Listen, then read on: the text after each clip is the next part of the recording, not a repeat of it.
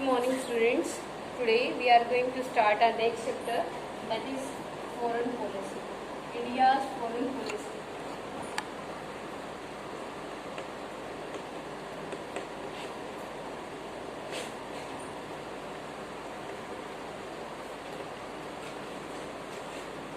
India की विदेश नीति. Okay, beta. I want to tell you about the India's policy in this chapter. And in this video we will study about the relation of India with their neighboring countries and the another countries of the world. Okay beta, in the at the time of the independence the India faced many types of problems, like you already studied in our first chapter. That first one is democracy, second one is integration of the princely states,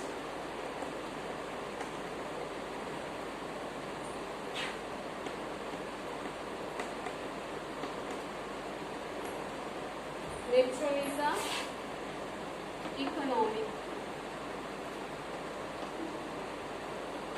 Okay beta, but in the post-independent period, India faced many challenges to make a strong foreign policy, because as I told you in our lectures that at present relation is very important thing for every person, because in the present time no one can fulfill their own needs for. बेटा आज का time मैंने आपको पहले ही बताया है. आज का टाइम कैसा है कि आज के टाइम में हम सारी की सारी खुद की नीड्स खुद से फुलफिल नहीं कर सकते. We are dependent on each other. Okay, तो इसके लिए हमें क्या ज़रूरी है बेटा, एक दूसरे के साथ रिलेशन मेक करना ज़रूरी है. That in this chapter, in this video, we will study about the relations of the India, that how the India makes the relation with their relatives और neighbors countries. Okay बेटा, कि जैसे ही India independent हुआ तो India की situation जो थी बहुत ज़्यादा डाउन थी, इकोनॉमिक कंडीशन बहुत ज़्यादा डाउन थी. And at the time of the independence there were 565 princely states were there. The constitution makers wants to integrate all the princely states in the India, and democracy, establishment of the democracy also was the main important challenge for the India. Okay बेटा, and इन सब चीज़ों को, इन problems को solve करने के लिए, for the solving these all the problems, the India have to take the help from the other countries. Okay, as we already studied in our first chapter of international politics, that era of Cold War, after the 1945, the Cold War started, and the world was divided into two blocks. The world was divided into two blocks.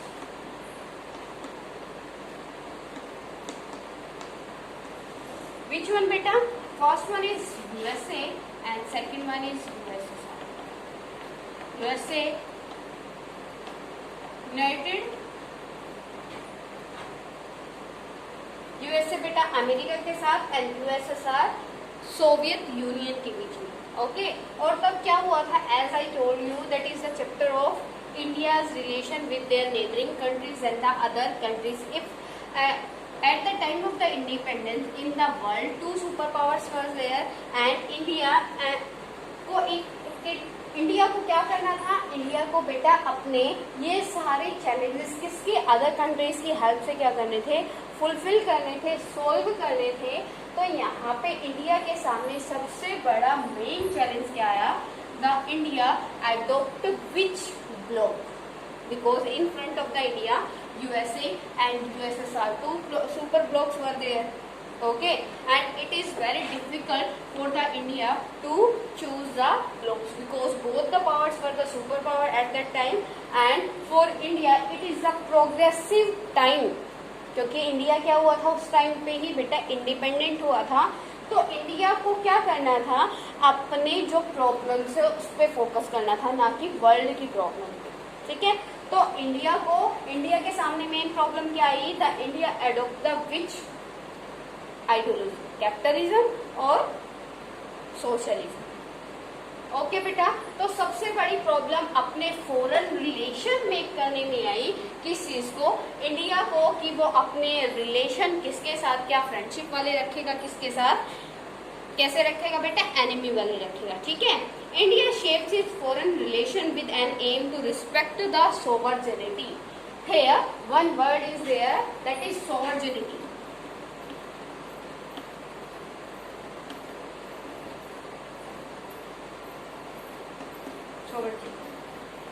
Sovereignty is the main important word that's meaning every country having the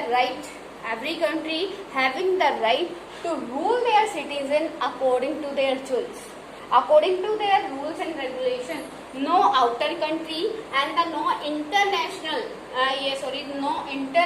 internal group or organization impose the rule and regulation on the government.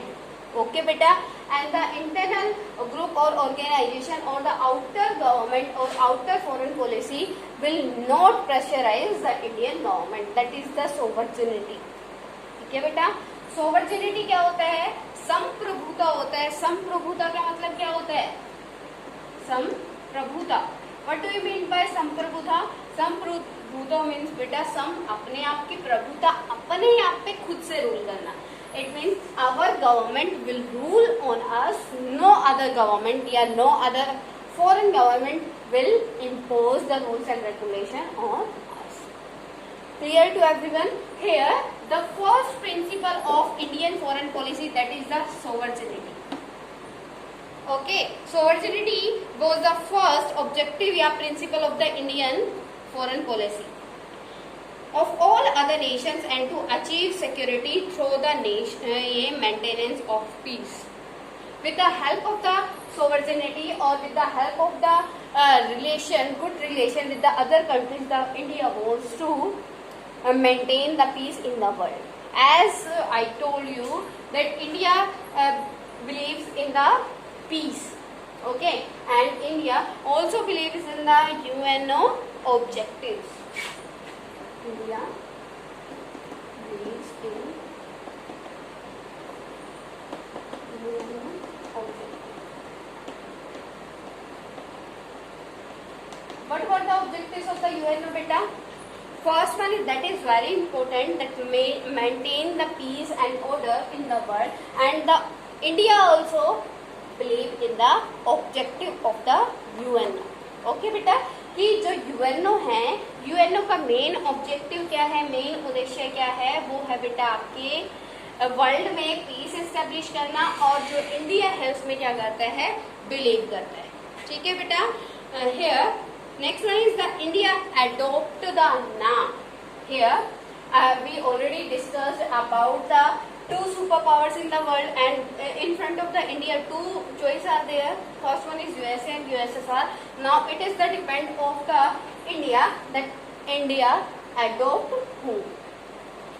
Okay बेटा, it means ये तो problem हो गई ना India के सामने, कि India, क्योंकि उस टाइम पे इकोनॉमिक कंडीशन इंडिया की बहुत ज्यादा डाउन थी, और बाकी सारे फैक्टर्स भी थे कि इंडिया को अपनी प्रॉब्लम्स को सोल्व करना था, क्योंकि एट प्रेजेंट उस टाइम पे क्या हुआ था, इंडिया आपका इंडिपेंडेंट हुआ था, तो इंडिया को क्या करना था, अपनी प्रॉब्लम को सोल्व करना था, और उसके सामने एक वर्ल्ड प्रॉब्लम थी, that was the super powers, two super powers in the world. Okay, तो उन टू सुपर पावर्स में से किस एक को चुनना है, ये इंडिया के पास सबसे बड़ी क्या थी, चुनौती सी थी, सबसे बड़ा चैलेंज था इंडिया के लिए। But India adopt the NAM policy, but India adopt the NAM policy. बेटा नाम पॉलिसी क्यों एडोप्ट की, why the India adopt the NAM policy?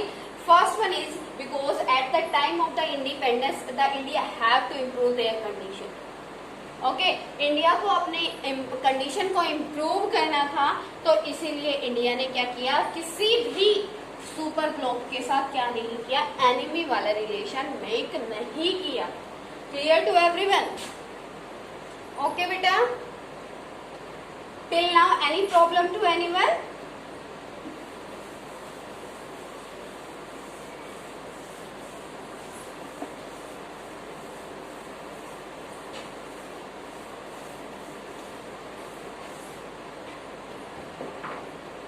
Okay बेटा, तो इंडिया ने क्या किया था, which was adopt by the India in at when India faced two super blocks, then India adopt the NAM policy. Here we will discuss about the NAM policy. It was also the famous, yeah, you can say second principle of the Indian. Here you can write side by side. First principle of the Indian foreign policy.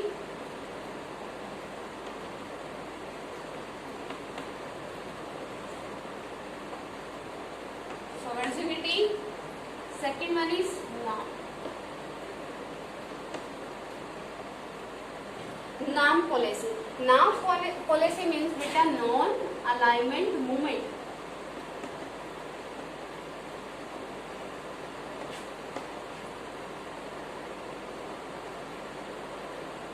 Non-alignment movements means beta the India will not ally with the USA and will not ally with the USSR.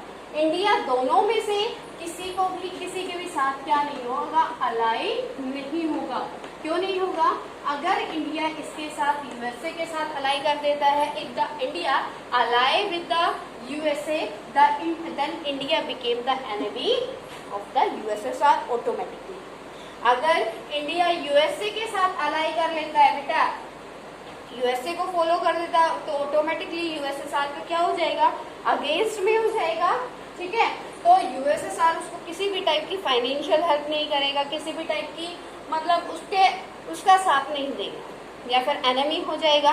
अगर enemy हो जाता है तो India को बहुत सारी problem face करनी पड़ती, क्योंकि at that time USSR was also the super power in the world. Okay, तो इंडिया ने क्या किया, non alignment movement, the India will not ally with the USA और यूएसएसआर। गोट इट बेटा, ना तो किसके साथ अलाई हुआ, यूएसए के साथ ही अलाई हुआ, ना यूएसएसआर के साथ। ना we already studied in our first chapter of international politics. Now we will discuss NAM and briefly बेटा। ओके, नाम की एस्टैब्लिशमेंट बेटा कब हुई, इन 1961 इन द बेलग्रेड में हुई थी, which is in your Indonesia. Okay, how many members are there? At present how many members are there in your NAM? 120 members are there in the NAM at present, and at present it is the second largest or biggest group in the international level, yeah, in the world. First one is UNO. In the UNO 193 members are there, 193, and second one is NAM. In NAM 120 members are there. Okay, in the starting of the NAM 20 members were there. Okay beta, sorry, 25 members were there, 25 members से बेटा at present 120 members are there in the NAM. और हाँ, 5 founders of NAM, Jawaharlal Nehru, Joseph brush टीटो, क्वामे Nkrumah और आपका सुकर्लो। These are the 5 founder of your NAM. Clear बेटा? Next one is, ये था आपका वर्ल्ड पॉलिटिक्स से रिलेटेड किसका, इंडियन फॉरेन पॉलिसी का point. What was the point of Indian foreign policy in the international world at 950? ठीक है बेटा, in 950 और after the 950 the India didn't ally with the USA and USSR, and in the 1961 the India formed a non-alignment movement, and it means non-alignment movement means that India will not ally with the USA and USSR. Okay, तो ये था यहाँ पे India का क्या world politics में relation, कि उसने इंडिया ने पावर ऑफ बैलेंस को क्या किया, मेंटेन किया, balance power of balance. Clear बेटा, पावर ऑफ बैलेंस कैसे, अब उसने क्या किया, इंटरमीडिएट का काम किया था। India play an important role in the ending of the cold war. Why? Because beta, the India didn't ally with the USA and USSR also, and the India play an role like a intermediator between the USA and the USSR. ठीक है बेटा, तो अब यहाँ पे आपका world politics के बारे में क्लियर हुआ। अब हम यहाँ पे रीड आउट करेंगे the principle of the foreign policy. The principle of the foreign policy मतलब जो इंडिया की फॉरेन पॉलिसी है वो कैसी है। First one is the sovereignty. Sovereignty means बेटा already discussed what is the meaning of sovereignty. The sovereignty says that the government of the country will govern their country, okay, will govern their country. No outer pressure or no internal pressure should be there on the government. Clear to everyone? Sovereignty clear हो गया बेटा। Sovereignty क्या होती है कि एक government जो होती है वो क्या कर सकती है, अपने अकॉर्डिंग अपने कंट्री में रूल रेगुलेशन कर सकती है। कोई इंटरनल और आउटर क्या नहीं होगा, प्रेशर नहीं होगा उसके ऊपर। ठीक है बेटा। नेक्स्ट वन इज नाम।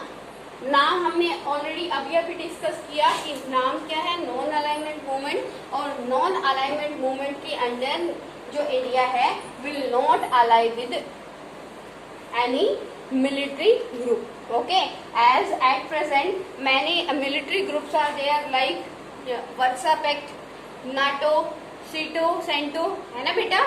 Many military groups are there, लेकिन जो इंडिया है किसी में भी क्या नहीं करेगा, अलाई नहीं करेगा। That is also the second principle of your Indian foreign policy. That one is डीकोलोनिज्म।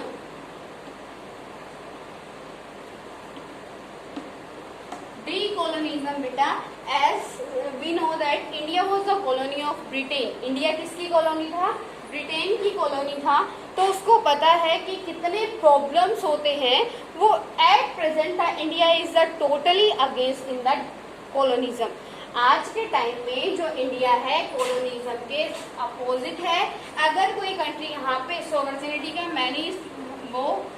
Many politician says that NAM is a policy of neutrality.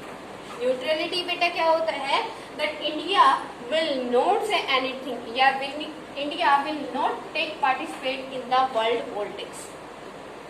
Neutrality का मतलब होता है बिल्कुल बेटा अलग हो जाना, सेपरेट हो जाना। लेकिन नाम का मीनिंग ये नहीं होता। नाम का मीनिंग होता है कि India will take decision on the behalf of wrong and right. India सही और गलत के बिहाफ पे डिसीजन लेगा। किसी भी कंट्री के प्रेशर में या फिर किसी भी आइडियोलॉजी के प्रेशर में क्या नहीं करेगा, अपना डिसीजन नहीं लेगा। ठीक है, तो इंडिया क्या करता है, एट प्रेजेंट डीकोलोनिज्म के बिल्कुल अगेंस्ट है। तो India according to NAM India क्या कहता है, अगर कोई country, if any country will make the colony, if any country attack on another country, then the India will help that type of country. कि अगर कोई कंट्री किसी दूसरी कंट्री पे, कोई स्ट्रॉन्ग कंट्री या फिर आप कह सकते हो पावरफुल कंट्री किसी वीक कंट्री के ऊपर अटैक करती है, तो इंडिया वीक कंट्री का क्या करेगा, हेल्प करेगा। That is also the principle of your foreign policy. Okay बेटा। Next one is against of the apartheid. Against of the apartheid.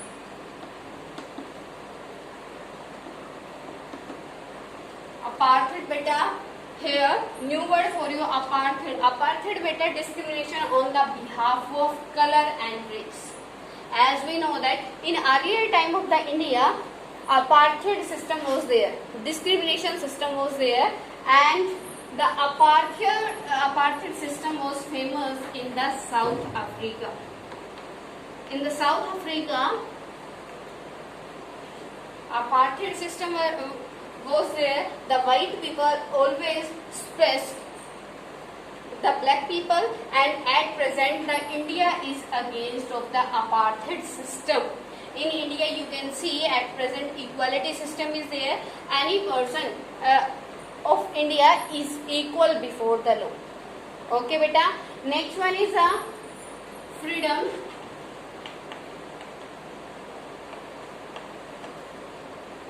Freedom is also the principle of your foreign policy.